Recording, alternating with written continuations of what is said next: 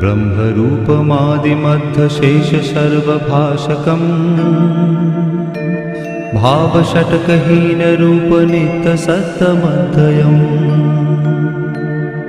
वङ्मनौति गोचरं च नेति नेति भावितम् तं नमामि देवदेव रामकृष्णमीश्वरम् आदितेयविहरं शूरारिदैत्यनाशकम् साधुशिष्टकामदं महिषुभारहारकम् सद्मरूपतत्तकं युगे युगे च दर्शितम् तं नमामि देवदेव रामकृष्णमीश्वरम् सर्वभूतसर्गकर्मसूत्रबन्धकारणम् येन कर्म पापपुण्यतारतम्य साधनम् बुद्धिभाषसाक्षिरूप सर्वकर्मभासनम् तं नमामि देवदेव रामकृष्णमीश्वरम् सर्वजीवपापनाशकारणं भवेश्वरम् स्वीकृतं च गर्भवासदेवधानमीदृशम् यापितं स्वलीलया च येन दिव्यजीवनम्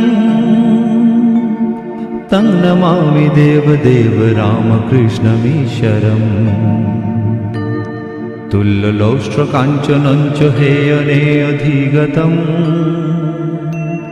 स्त्रीषु नित्यमातृभावशक्तिरूपभावकम् येन भक्तिभुक्तिमुक्तिशुद्धबुद्धिदायकम् तं नमामि देवदेव रामकृष्णमीश्वरम्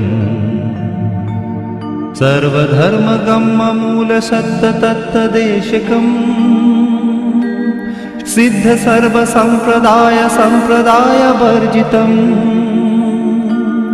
सर्वशास्त्रमर्मदर्शि सर्वविन्निरक्षरम्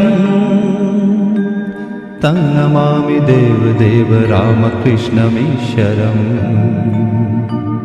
चारुदर्शकालिकासुगीतचारुगायकम् कीर्तनेषु मत्तवच्चनित्यभावविह्वलम् शुपदेशदायकं हि शोकतापवारकम् तं नमामि देवदेव रामकृष्णमीश्वरम् पादपद्मतत्त्वबोधशान्तिसौखदायकम् सत्यचित्तभक्तसूनुनित्यवित्तवर्धकम् दम्भिदर्पदारुणन्तनिर्भयं जगद्गुरुम् तं नमामि देवदेव रामकृष्णमीश्वरम् पञ्चवर्षबालभावयुक्तहंसरूपिणम् सर्वलोकरञ्जनं भवाब्धिसङ्गभञ्जनम् शान्तिशोकसर्वजीवजन्मभीतिनाशनम् तं नमामि देवदेव रामकृष्णमीश्वरम् धर्महानहारकं तद्धर्मकर्मवारकम्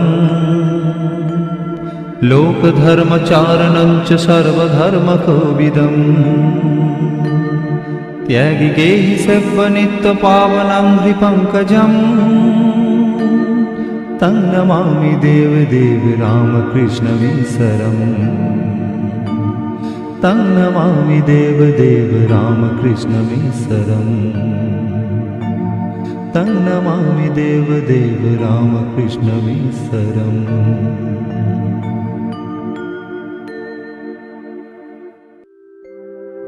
ॐ स्थापकाय च धर्मस्य सर्वधर्मो स्वरूपिणे